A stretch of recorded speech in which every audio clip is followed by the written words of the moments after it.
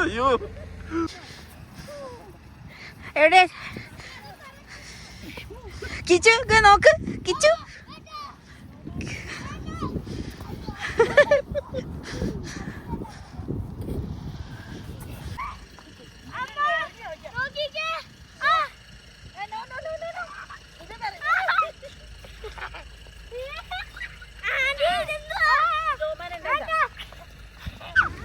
ജോർജിയയിൽ winter ടൈമൊക്കെ കഴിഞ്ഞു. ഇനി സ്നോയൊന്നും കാണാൻ പറ്റില്ല. നോർമൽ ഒരു 10 to 15 ഡിഗ്രി തണുപ്പൊക്കെ ഉണ്ടാവുള്ളൂ എന്നുള്ള ഒരു അറിവിലൂടെയാണ് ഞങ്ങൾ ജോർജിയയിൽ പോയത്. പക്ഷെ അൺഎക്സ്പെക്റ്റഡ് ആയിട്ട് ഞങ്ങൾക്ക് സ്നോ കാണാനായിട്ട് പറ്റി. ഗുദാവരി മൗണ്ടൻ്റെ ടോപ്പിൽ ഞങ്ങൾ പോയി. ഇപ്പോൾ പോകുന്ന വഴി കുറേ കാഴ്ചകളൊക്കെ കണ്ടാണ് പോയത്. ഇപ്പോൾ മുകളിലേക്ക് പോകുന്തോറും നമുക്ക് ഫോഗ് കാണാം. അങ്ങ് ടോപ്പ് എത്താറായപ്പോഴത്തേക്കും ഫോഗ് വന്ന് മൂടി 2 ഡിഗ്രി ആയി, ദെൻ 1 ഡിഗ്രി ആയി. അപ്പോൾ സ്നോ ഇങ്ങനെ അങ്ങ് ചെറുതായിട്ട് ഇങ്ങനെ കിടക്കുന്ന കാണുന്നുണ്ട്. അപ്പോൾ തന്നെ ഞങ്ങൾ ത്രില്ലായി. സ്റ്റോപ്പ് ചെയ്യ് ഡാറ്റോ, ഇവിടെ സ്റ്റോപ്പ് ചെയ്യ്, ഇതായാലും മതി സ്റ്റോപ്പ് ചെയ്യുന്നുണ്ടും ഡാറ്റോ ഞങ്ങൾ മുകളിലേക്ക് വെയിറ്റ് എന്ന് പറഞ്ഞ് മുകളിലേക്ക് കൊണ്ടുപോയി. അപ്പോൾ അവിടെ ഫുൾ സ്നോ ആയിട്ടുള്ള ഒരു ഏരിയയിലാണ് പിന്നെ കാർ കൊണ്ടുപോയി നിർത്തിയത്.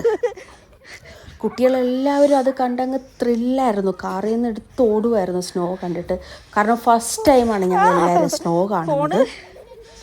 ഞങ്ങൾ ട്രാവൽ ഗൈഡാണ് ഡാറ്റോ.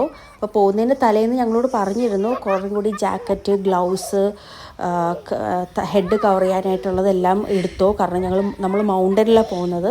സോ തണുപ്പ് ഉണ്ടാവാം, ഇതെല്ലാം കരുതിക്കുമെന്ന് പറഞ്ഞു. അതെല്ലാം കരുതിയത് നന്നായി. സ്നോ കാണാൻ പറ്റിയത് ഞങ്ങൾക്ക് എല്ലാവർക്കും ഒരു സന്തോഷമായിരുന്നു. നമ്മൾ ആ ഗദോരി മൗണ്ടൻ്റെ മേളിൽ കുറച്ച് റിസോർട്ട്, ഹോട്ടൽസൊക്കെ ഉള്ള ഒരു ഏരിയ ഉണ്ട്. അവിടെ നമുക്കൊരു ഇന്ത്യൻ റെസ്റ്റോറൻറ്റും കണ്ടു. നമ്മൾ അവിടെ കയറി ഫുഡൊക്കെ കഴിച്ചു. ആ ടൈമിൽ ഒരു 2 ഡിഗ്രി ആയിരുന്നു തണുപ്പ്. നമ്മൾ ലഞ്ചാണ് കഴിച്ചത്. ഈ സ്നോ കാണുന്ന സമയമെന്ന് പറയുന്നത് ഉച്ചയ്ക്ക് 1:30.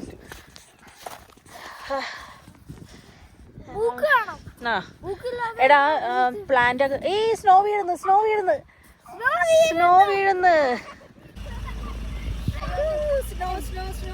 കുറച്ച് കയ്യിൽ പിടിക്കൂ, മുടിയിലൊക്കെ ആയി.